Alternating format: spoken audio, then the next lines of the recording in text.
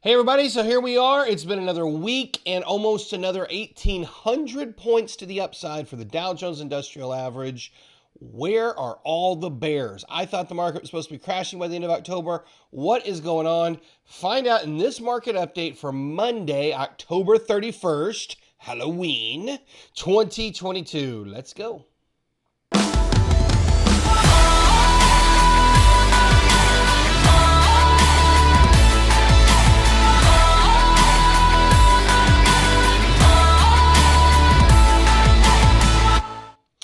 Hello everybody. It's Jeremy Whaley here from Trade Maestro. You can find us over at trademaestro.com. I hope you guys have all had a fantastic week and you're having a great weekend, or if it's a little bit later, maybe you're starting the new week here, and wherever you are, finally getting a chance to update yourself for the weekend. I hope it's all going great for you. I want to send a shout out to everybody who joined us this past week for our Bear Market Survivor 3-day challenge. If you participated in that, thank you. We appreciate that. And if you did not, if you missed the opportunity to do so, I will put the links below in the description. Those videos are here on YouTube and also on our website, and you can still check those out and learn some great stuff from that Bear Market Survivor course. Also, we have a new 3-day challenge coming up next week. That is our ETF challenge. I talked a little bit about it this past week. And if you're interested in learning how to trade exchange-traded funds inside your retirement account or just in your trading account and to manage your money with that, it's going to be a great tool for you to add to your toolbox. So check that out. It's a free 3-day challenge on exchange-traded funds. All right, let's get into what's going on with the market. Here we are. We're at the end of October. We were thinking we were going to have a big bearish crash by the end of October, and we started off strong. To the downside, we started off strong, and now we've bounced a little bit. And this week, we actually ended up almost 1,800 points in the Dow Jones and several hundred points in the others as well. So what is going on? Where did all the bears go? Well, I got a couple of explanations, and we're going to look at that right now, see if we can make some sense of this situation. You should be seeing my Dow Jones Industrial Average chart. It is there. That's what it looks like right there. And you can see the bearish trend has not necessarily changed directions, but for the second cycle in a row, we had one back here in August, and here we are right now, end of October. We are actually trading above our trend line in here. You can see that.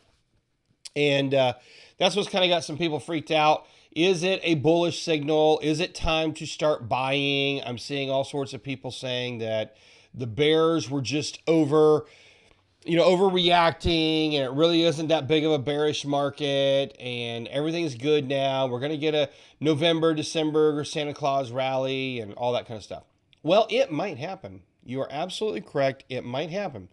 And if it does, I will be the first to come out here and tell you I was wrong. So let's talk about a couple of things. Number one, I want to talk about what I need to see before we consider it a bullish rally. Would that be useful? Yes, we've had upside swing, but if you come back to the chart here and you just look at this, simply having a bullish swing doesn't mean you're in a bullish trend, and it doesn't mean that it's time to buy. This bullish swing in and of itself means nothing. All it is a counter move to the overall bear trend that has been trudging along here for many months now, since last November. In the case of the Dow, since January. So this bearish trend has been in play, and just like any bearish trend, it's going to have ebbs and flows. And so if I were to draw, I'll use a different pen color here. If I were to draw the general ebb and flow of this, it's going to be the blue pen here. This is what it has looked like. Okay.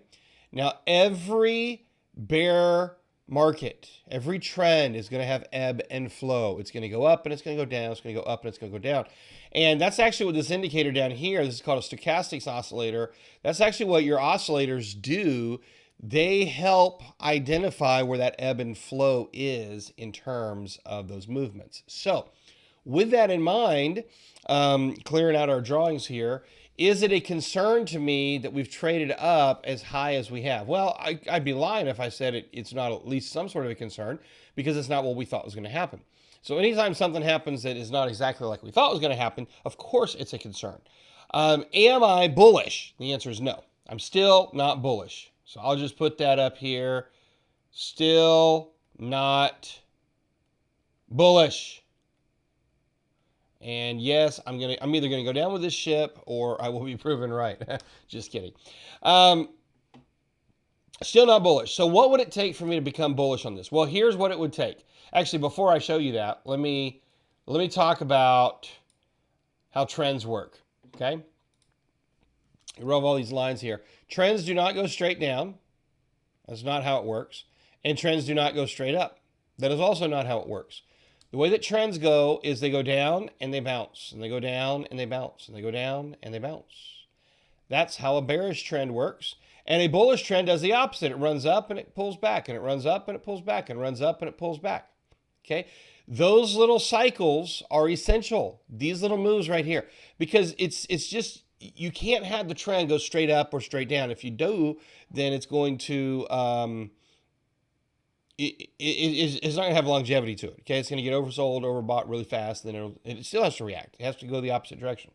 So we've heard this said in physics: what goes up must come down. Well, the same thing is true in your trend oscillations. What goes up needs to come back down. What goes down needs to come back up. Okay, so that's the first thing to understand. The second thing to understand in terms of trends is once you have a trend that has got to the bottom, well, any trend is going to be defined by lower lows and lower highs. Okay, that's always how we're going to define trends. When we get to the bottom, how do you know that this trend is now ready to trade higher? And the answer is we reverse the pattern, and instead of having lower lows and lower highs, we have our first higher high, and then our next higher low, followed by some more highs. See that? That tells us that we have reversed the trend. We've gone from lower lows and lower highs to now trading higher highs and higher lows, and now that trend is reversed, okay? So now coming back to where we are right now, if I were to put that whole idea over here on this chart, we had a confirmation of this bearish trend when we had our first lower low right here, or if you go intraday prices down here, we had our lower high up here, and then our next lower low. 1, 2, 3. You see that? That was our confirmation of our bear trend that happened back in February. And ever since then, we've been in a bear trend because each of these swing highs, while they may have been higher than the short-term swings, they're still lower than the previous. And that's how we get our trend line. So you can connect these points and you see that you've got a downward trend. Lower lows, lower highs. And the way we define that is if it's lower than the previous one, right? So this high that we are currently dealing with is still by definition a lower high than the previous high, which was a lower high than the previous high. Well, technically there was this little one right here, but it was lower than the previous high. And that was lower than the previous high, which was lower than the previous high. See that? That is a downtrend, folks. By every definition, that is a downtrend. Our lows are lower lows. By definition, that is a downtrend, lower lows and lower highs. So, guess what, folks? The bearish trend has not reversed. What we have had is we've had a larger than expected bullish move over the last couple of weeks. What has caused it? Well, it could be as simple as just some optimism. It could be as simple as just some people that are excited about it and they're buying. It could be market manipulation, which we've talked about before. There's all sorts of reasons that may or may not make any sense. Remember, there's an old saying, a market can be irrational a lot longer than I can stay solvent. So our goal here is to stay solvent longer than the irrationality of the market. The truth is, I don't know why it's gone this far. I don't think it should have gone this far, but it's really irrelevant at this point. What is happening? That's the magic question. What really is happening? No, we have not had a bullish reversal yet. Regardless, even if we are getting into a bullish trend, even if we're reversing, which I don't think we are, but even if we were, after this bullish move, we should see a pullback that puts in a higher low followed by a continuation of the move. And if we see that, the higher high, then I will come out and I will say, folks, I was probably wrong. But until that happens, this is basic Dow theory here. Until that happens, we have to assume that the trend is in effect. Dow theory tenet number 4, I think it is, maybe number 5, says we assume that a trend is in effect until it's given definite signals of a reversal. It takes a lot more energy to reverse a trend than it does to continue the trend. So let's answer the question, what's actually going on? I'm going to put my lines back on the chart because I got some trend lines and stuff in here. See that? See those trend lines? And what I want to draw your attention to in here are these blue lines that are coming down. Those right there. That one there, and then this one down here. This is a parallel line on the bottom. And there's a couple of ways that we can look at this, but the key that I want to draw your eyes to is the fact that, for the most part, we are trending right within the boundaries of these trend lines. Wow, isn't that interesting?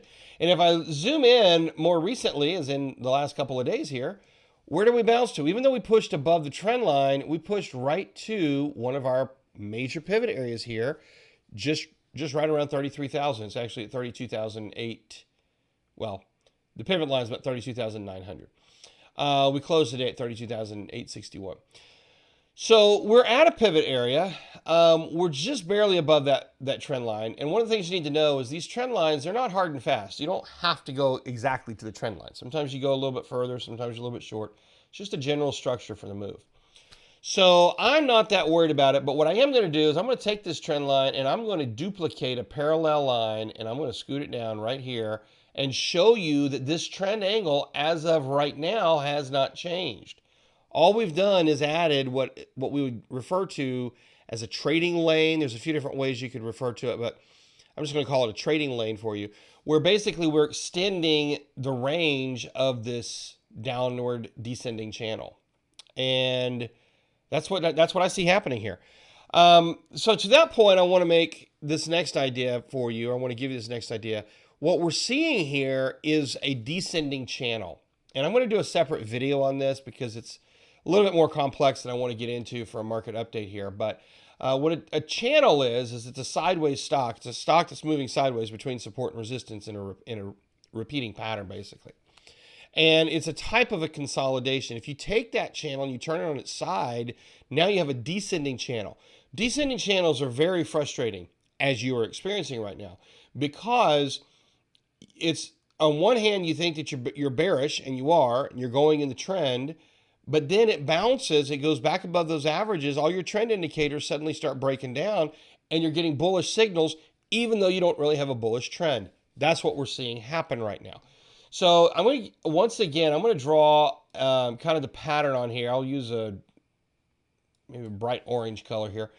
And I'm just going to kind of draw your attention to this. This move right here is a descending channel.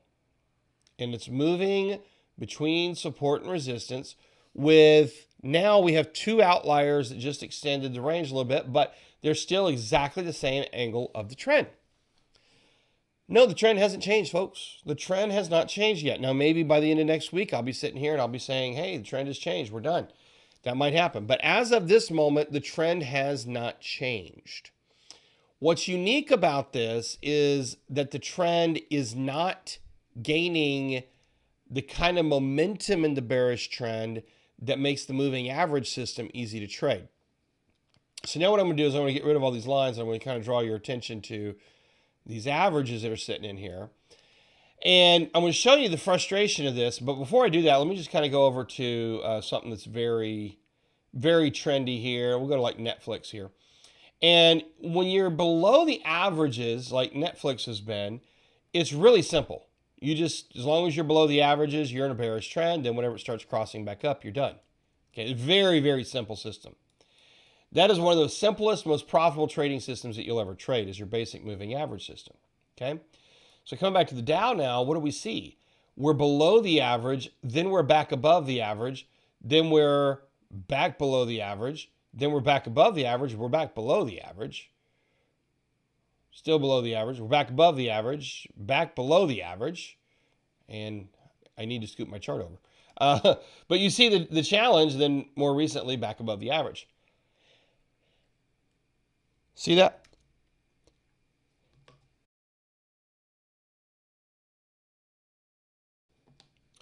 So the challenge when we're doing this here, the challenge of bouncing back and forth above and below the average is what it's doing is it's giving you a false sense of trend.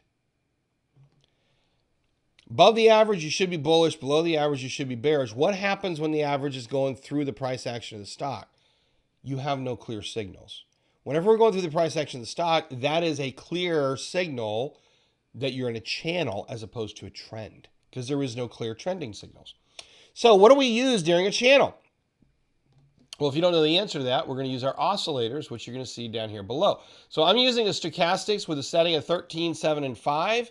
And I'm going to draw your attention to this and show you how useful this is. At the very, very top of the trend, you see this? Go straight down. Look at the sell signal. Go to the bottom of that cycle, and you are now oversold, and it's giving us a buy signal. At the top of that cycle, you're overbought. It's crossing down. You've got a sell signal. We've got a buy signal here that actually came in early, and then another buy signal came in right there. Here's your sell signal that corresponds with your peak. Here's the buy signal that corresponds with the valley. Here's a sell signal with your peak. Here's a buy signal with your valley. It's so good you would almost think it's cheating, because we're not in a trend. We're in a channel. And that's what I want to draw your attention to. The way I've started to look at this is, and we've seen it before, we've talked about it in some of our Sunday night classes. I don't think I've talked a lot about it here on the YouTube channel, but we've got all the characteristics of the channel. That's the bottom line here. That's the punchline. We keep thinking that the trend is going to really kick off into full-blown trend, and then it just reverses on us. And if we're trying to use the moving average system, which is going to give us the trending signals, we're just going to stay frustrated. We're just going to stay frustrated. And that's where a lot of people are right now, saying, well, why are we cycling up? Well, we're cycling up because we're in a channel, and that's what channels do. Okay, so we're cycling to the upside. There's another interesting thing in here, and I don't know if I can draw a straight enough line to make this very telling for us here. Let me see if I can. No, that doesn't do it. Maybe I can do it with this here. Line, there we go. See if I can draw this in here. Nope. There we go. Okay. Watch this here. Let's take this full screen again. This is kind of interesting. If you just draw these lines like this, it's actually not only is it a channel, it's an expanding channel. Isn't that weird? Yeah, that is a little weird.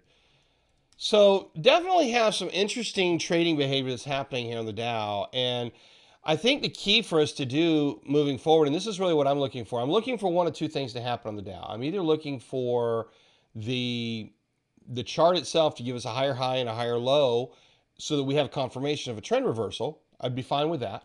Or right now what I'm looking for is sorry, I got to change this back to my pencil here, wherever that is. There we go. I'm looking for this stochastics here to give us a move back to the downside. And now I really can't get my pen to work for me. There it is. There we go. So if we get our stochastics to cycle back down, if we get it to cross back down and head down, then most likely what we're doing here is we'll be cycling back to the bottom of the cycle, bottom of the channel. It will probably put in a lower low. And then if the pattern continues, it'll bounce right back up, freak a bunch of people out, and we'll just continue to torture ourselves this way. But that's about the only explanation I've got for the trading behavior we have right here. And here's the funny thing. Whenever I put this in the framework of a channel, it really doesn't matter why it's going higher, because the pattern is the pattern, right? It doesn't really matter. The explanation is really simple. Oh, yeah, we're trading a consolidation pattern. It happens to be a descending channel. And there you are. So let me draw a couple of other interesting conclusions about this, and I'll look at some other indices for you. The last time that I remember such a prolonged channel like this on the Dow was actually in the year 2000. And I'm going to go back in time because that's what we do. And what you're going to see in the year 2000 is it was a very, very similar cycle. Now, here I just slowed down and stopped in 2007, 2008. This was a similar time, but as I've talked about in many other videos, around September, we broke out of that channel, and it continued. It very much continued the trend very quickly. But going back to the year 2000, this was bizarre because this was a season where, if I remember, it was about a year and a half. It really went from, here you go. There it is right there. You see that? So we went on the Dow, we were stuck in this channeling behavior from the end of 99 really until September 11 and even beyond that. But this was what you're seeing on the chart, this dip right here, that was September 11. Okay, I'll take this full screen again. We had trended sideways in this kind of awkward channel for months, a year and a half, 18 months of back and forth, back and forth, back and forth, above the averages, below the averages, above the averages, below the average. Then we had 9/11, and when it rallied, now we finally got into, oh man, that was a horrible line. I'm sorry. Now we finally got into our bearish trend. It was right there. Oh man, that's horrible. I'm sorry. Sorry, folks. There's your trend. We finally got into the bearish trend there, and you actually had a strangely interesting cycle here as well. It looked a lot like a channel. Now, this was a very tradable one because they were much bigger cycles than what we're dealing with right now. But the key that I'm trying to draw your attention to is we have been on the Dow in a similar pattern that went for 18 months, which is a long time to be stuck in a sideways movement. And if you just took that same pattern and tilted it downward a little bit, that's essentially the pattern that we have right now that we call a descending channel. And so that's what I see happening. There's one more thing that I think we could do to this, and I want to take this to a different layout actually because I don't want to delete my main one here. But I thought it would be useful for me to throw on here a regression channel. And basically what this does is it shows you the idea of, we're going to go all the way to this bar here. And what this does is it shows you the idea of the kind of the standard deviation trading range. So it takes the trading range here and it throws the deviations on there. We've only got these two little outliers, and it's, when you put the regression tool on there, it's just barely. We had a similar one over here on the bottom side. So that tells you again, yeah, it looks like we're back at the top of that range and most likely cycling over. I'm still bearish. We're going to watch this thing. Let me show you some more ideas of why I'm bearish. Okay, why is Jeremy bearish here? Well, let's come back and go back to my main layout over here. And let's go back to the S&P 500, which we haven't, I say go back, but we haven't looked at that yet today. So let's go over here and take a look at the S&P. And what you're going to see with the S&P, if I scoot this chart over, you have the same trends, but look, we are not anywhere close to that trend line. We're like halfway back up. This cycle does not look like that same kind of a channel. In fact, we're just right now at all these major pivot lines that we've got in here, right around 3,900, and we're already almost bottoming your stochastics. So that one really does not even freak me out. I mean, that's like not even a big deal, right? And then look at the NASDAQ. The NASDAQ is even more bearish. The NASDAQ has hardly bounced at all. In fact, it's such a small move, it looks more like a flag, a bearish flag pattern, than it does a cycle. So I'm bearish. I'm still bearish. Call me crazy. That's okay. Other people have called me other stuff. What has driven the market up? I can't tell you. When I think about it, if I were going to manipulate the market, is it easier to manipulate the 500 stocks in the S&P 500, or is it easier to manipulate the 30 stocks in the Dow 30? And I would say it's probably easier to manipulate 30 than it is 500. So I think there is a possibility that there's some manipulation going on.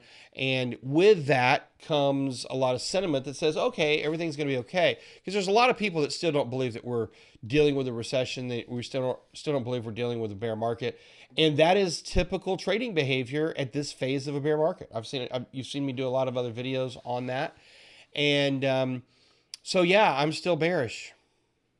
I'm still bearish. Call me crazy. I think the market's going to roll back over probably in the next week or two. I thought that last week too. So we'll see. If we roll over, put in a higher low, and then put in a higher high, I will come out here and I will tell you, nope, things aren't looking good. It looks like we're back into a bull market. That doesn't mean it's bad. It's just that's the cycle. But at this point, I think things actually look pretty good still for the bear trend. We're just in an upward cycle. All right. Folks, there's your market update. Maybe what some of you wanted to hear, maybe not what some of you wanted to hear. Let me hit on a couple of other things really fast here. I'll touch on crypto. I know a lot of you are kind of anxious to see the update on Bitcoin.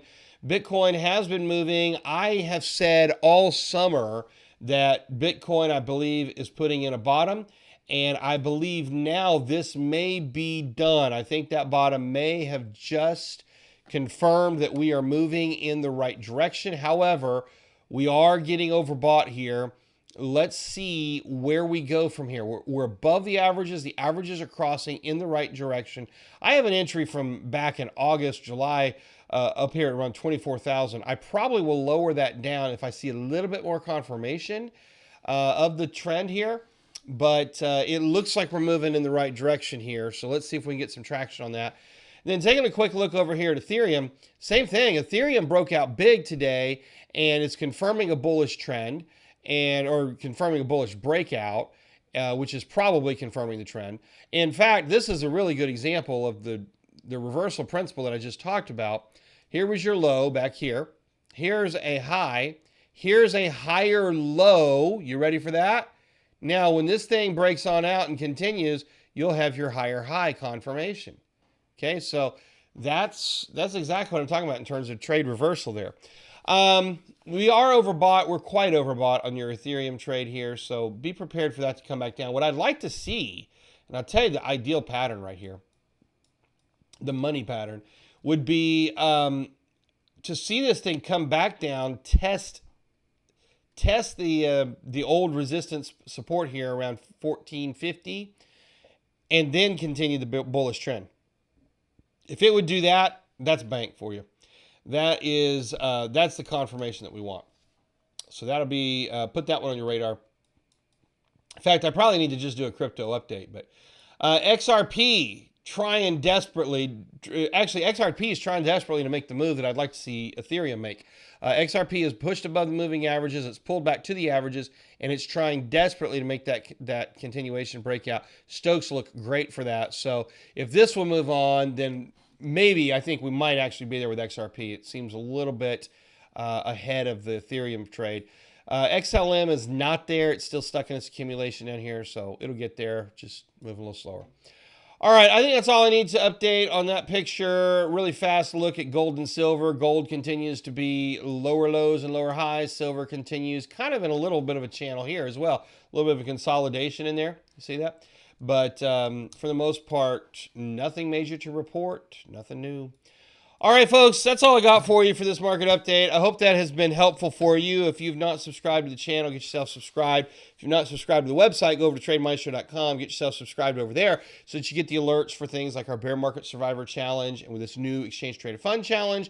Of course, we have the new Market Maestro Accelerator that's coming up here in about a week and a half, and I would love for all of you to join us for that. We have some early bird pricing for that as well, and I'll put those links down below, and you can check that out. But most immediately, coming up next week is the Exchange Traded Fund, the ETF 3-day challenge, and I think you're really going to love that. So make sure to mark your calendars for that. It's coming up next week, and that will be taught live. Then, of course, we'll have the recordings just like we did for the Bear Market Survivors. So check that out and have a wonderful weekend. Be safe to everybody. Be healthy to all of you. Don't overdo it on Halloween candy. Because listen, if you're watching this video, you are part of my listening audience and you are not young.